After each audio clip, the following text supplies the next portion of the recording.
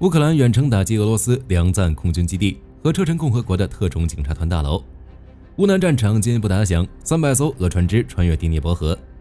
哈尔科夫俄军挖10米深战壕防无人机，乌军夺回罗兹多尔内村阵地。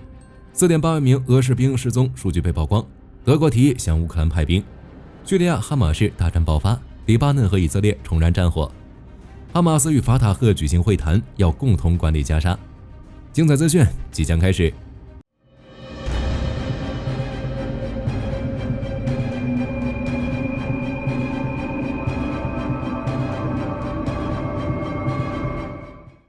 12月4日，俄国防部报道称，至少有35架乌军无人机袭击了俄罗斯包括梁赞、新罗西斯克、塔甘罗格、布良斯克等多个地区，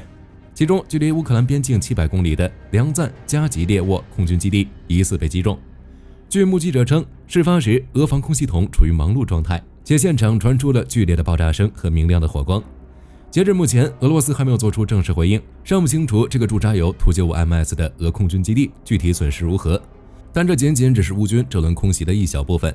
其他地区如拥有众多军事基地的布良斯克遭到了近半个月以来的第4次打击。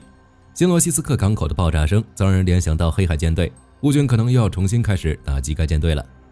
除此之外，据俄罗斯国家通讯社报道，乌军无人机还袭击了车臣共和国格罗兹尼市中心的一座特种警察团大楼。据悉，受袭大楼是以阿赫马特·卡德罗夫命名。袭击发生后，车臣领导人拉姆赞·卡德罗夫只说了句“人们因袭击而遭受苦难”，并没有提供进一步的细节。值得注意的是，据基辅独立报报道，乌克兰国防部长乌梅罗夫12月4日表示，乌克兰帕利亚尼察无人导弹和海防星导弹已经进入批量生产。他称，乌克兰的国产远程武器将使乌军突破欧美限制，对俄罗斯更深处的目标进行精准打击。从乌克兰的表态来看，乌军将对俄本土实施更大规模打击。前线方向，乌南战场进一步打响，300艘俄船穿越第聂伯河。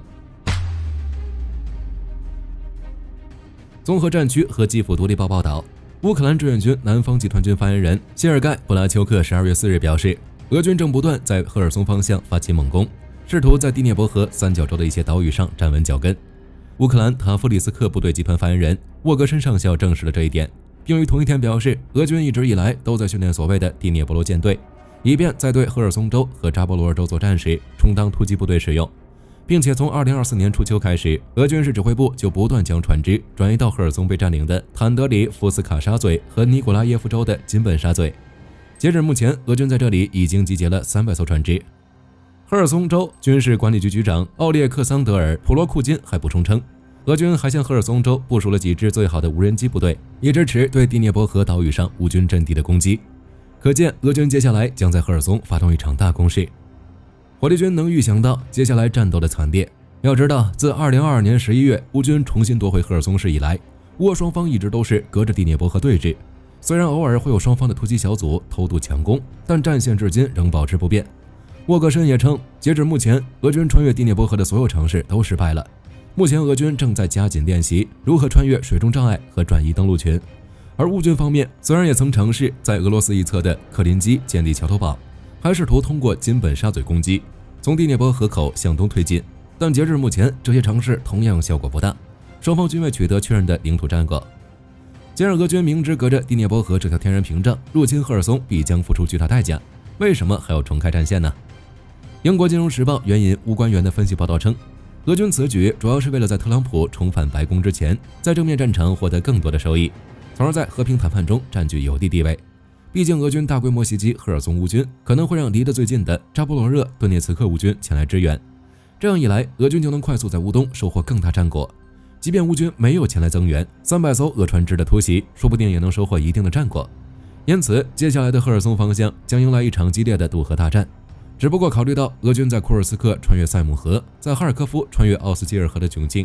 俄军在渡第聂伯河时必然会遭到乌军无人机、反坦克导弹以及直射武器的针对打击，从而付出巨大代价。在战场其他方向，库尔斯克方向12月4日发布的地理定位录像表明，乌军第225营在达里诺和辛伊瓦诺夫卡附近进行了反击，成功将部分俄军从重要阵地赶了出去，并俘虏了大量俄军。乌军还使用 JDAM-ER 精确制导炸弹袭击了库尔斯克的俄军士兵。哈尔科夫方向12月4日，俄军在科扎恰洛帕尼、赫利伯克以及沃夫昌斯克继续进行小股部队的突袭行动，但没有取得任何确认的进展。值得注意的是，据该方向作战的乌军旅发言人表示，俄军在哈尔科夫前线修建了复杂的深度达10米的地下战壕防御工事，因此乌军无人机的进攻很难起到作战效果。恰索夫亚尔方向12月4日有消息称，俄军第98空降师从东南方向攻入，并占领了中部的耐火材料厂，而乌军则从南部的伊万尼夫斯克沿 T0504 公路将俄军打退，并清除了沿线的一些俄军阵地。托列茨克方向，乌军最近沿市中心的里亚伯沙斯基街推进。乌克兰旅发言人表示，俄军突击小组的人数和频率明显下降，现在最多以8人小组发动攻击。红军村的战斗异常激烈，俄军在这里损失大量装备和人员，仍无法有效推进。据12月4日发布的地理定位录像显示，俄军正在舍甫琴科和泽列内的郊区推进，正试图切断红军村至新托维茨克的 T0515 公路。同时，俄军还从南部绕过了里西夫卡，向达琴斯克推进。库拉霍沃方向，乌军第71旅在炮兵和无人机的协同作用下，摧毁俄军至少4辆装甲车和大量人员。此外，有尚未证实的消息称，俄军第114摩托化步枪旅占领了斯塔里特尔尼，并向南推进到库拉霍沃和达里赫的西郊。弗洛达方向，12月4日，俄军正继续攻击穿过君士坦丁堡和斯佩尼夫卡的新米哈伊里夫卡、泽列尼夫卡公路以及 N15 高速公路。有分析人士断言，俄军将继续加大在君士坦丁堡方向的地面攻势，从而使库拉霍沃西部局势复杂化。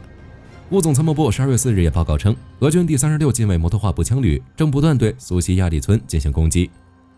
大诺沃希尔卡方向，乌军在罗兹多尔内村重新夺回了东南部阵地，而俄军据12月4日公布的地理定位录像表明，俄军第37摩托化步枪旅在恩典村南部和马卡里夫卡东部推进。有一些俄方消息夸大战果，称俄军占领了恩典村，但却未有目测证据。12月4日，据乌克兰发布的数据显示，俄军单日损失新增1670人，装甲车辆的损失继续走高。此外，截至12月1日，俄军军官损失了5154人，其中包括1名中将、7名少将。有意思的是，俄国防部副部长安娜·齐维列娃，也就是普京的侄女，在俄国家杜马的一次会议上意外透露了俄军士兵的失踪人数。安娜·齐维列娃表示，俄罗斯当局已经收到了48000份 DNA 测试申请，以寻找失踪的俄军士兵。紧接着，俄国家杜马国防委员会主席卡尔加波洛夫意识到不对，立马要求他的同事从文件中删除这些信息，阻止这些数字不会出现在任何地方。而另一位议员则立马进行提醒。这时，安娜·齐维列娃才发现他犯了一个错误，随即立刻辩解称，这是寻找人的电话数量，而不是失踪 DNA 测试申请数量。只不过这种意外已经被当场的媒体曝光了出去，这也是俄罗斯少有的战争伤亡数据。德国外交部长安娜莱纳·贝尔伯克在布鲁塞尔的北约会议上表示，德国不排除向乌克兰部署军队，以确保停火。他表示，为了实现乌克兰的长期和平，乌克兰加入北约和部署包括德国在内的国际部队等安全保证是可行的。此举与英法表态类似。美国方向，其国务卿安东尼·布林肯12月4日宣布，乌克兰将收到美国和欧盟持有的500亿美元冻结的俄罗斯资产。布林肯在简报会上证实，此次转移是美国和欧盟为支持乌克兰而做出的协调努力的一部分，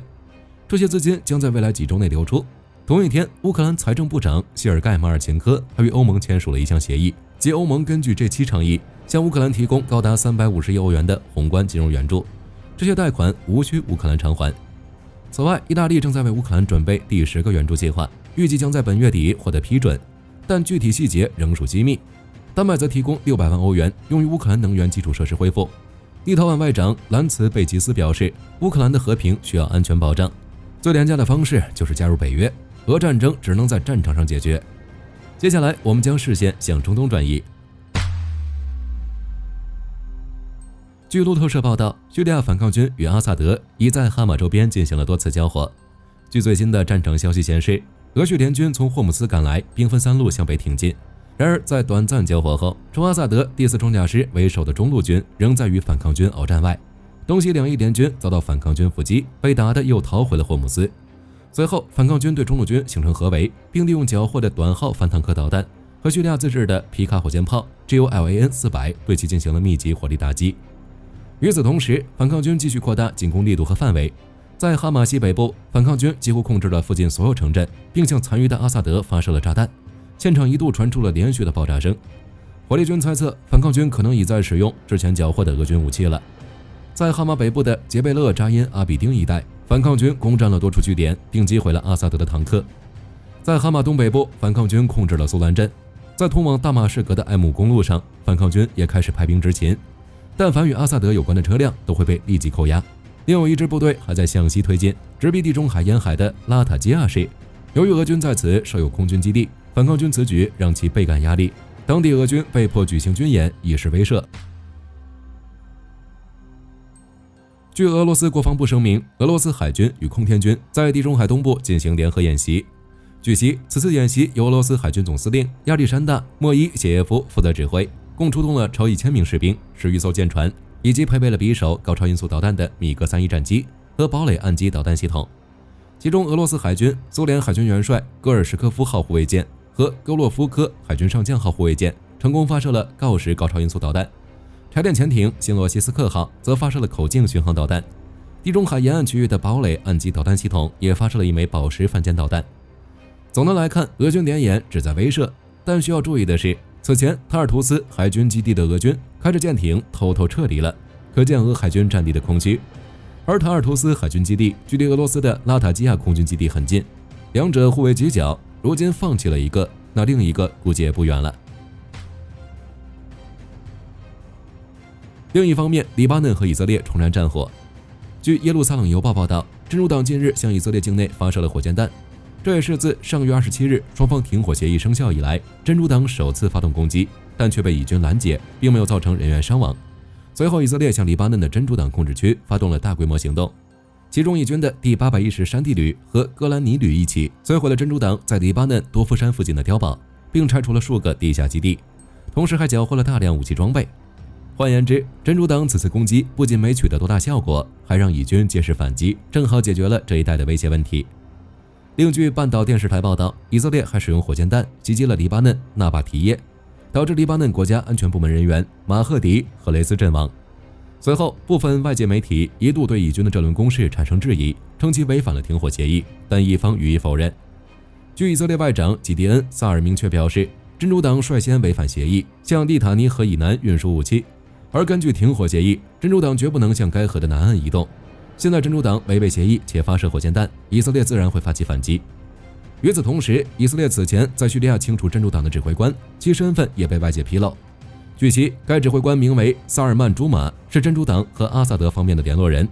随着他的阵亡，今后真主党和阿萨德之间的联系可能要减少许多。另一方面，当以色列在加沙建立基地后，哈马斯与法塔赫举行会谈，同意战后共同管理加沙。据法新社报道，哈马斯和法塔赫的代表在埃及首都开罗举行了会谈，双方同意成立联合委员会，并在战后共同管理加沙地带。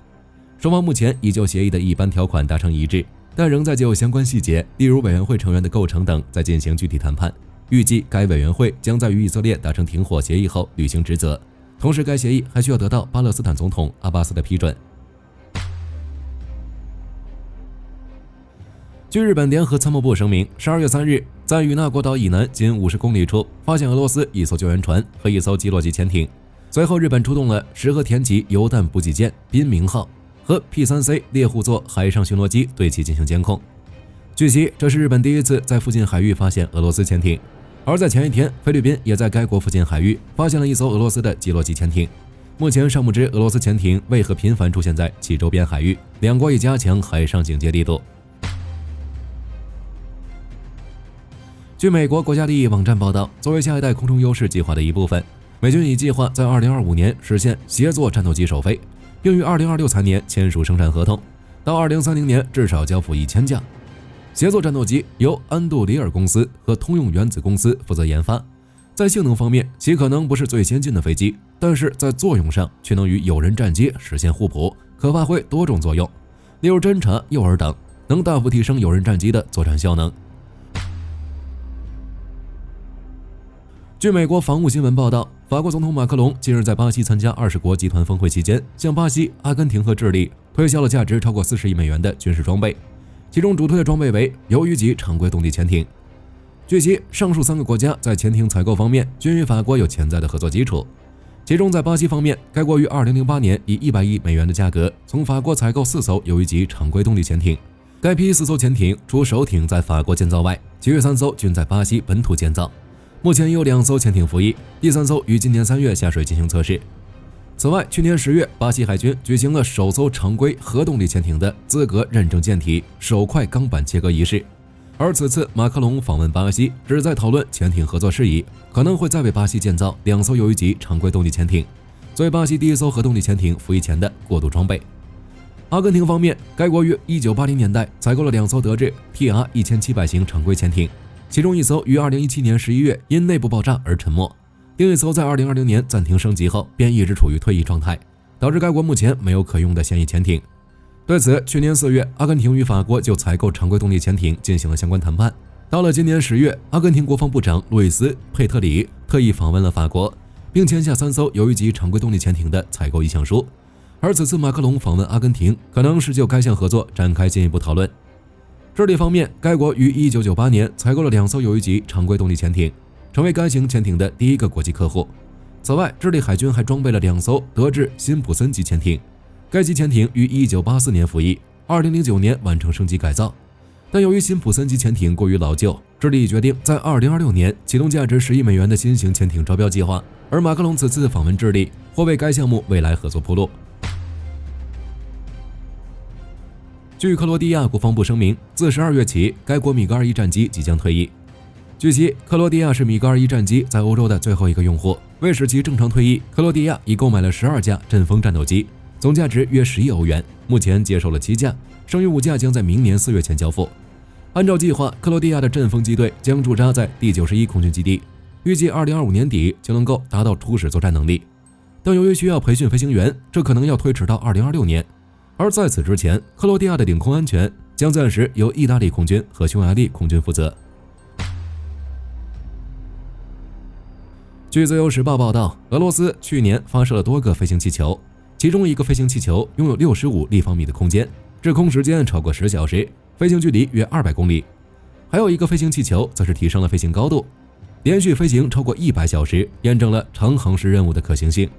目前俄罗斯已对上述技术进行升级，正在研发一款先进的可长时间保持滞空的平流层气球平台。按照计划，俄罗斯的核心目标是开发出体积达5000立方米的气球系统，其将配备自动气压平衡技术，并能根据外部环境变化调节内部压力，以维持稳定飞行。与传统卫星或空中平台相比，平流层气球可按需要部署，其低雷达信号特性和长时间滞空能力有助于其执行情报搜集任务。同时，这些气球也可作为偏远地区的通讯中继平台，以支持缺乏基础设施的军事单位。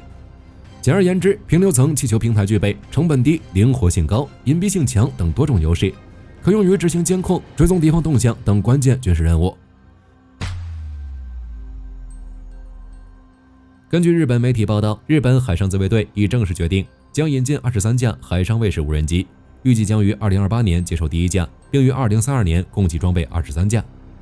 海上卫士无人机是 MQ9 无人机的改进型号，单机价格约120亿日元，主要用于执行各种海上任务。其机长 11.7 米，翼展24米，高4米，最大航程4800公里，最大飞行速度约每小时389公里，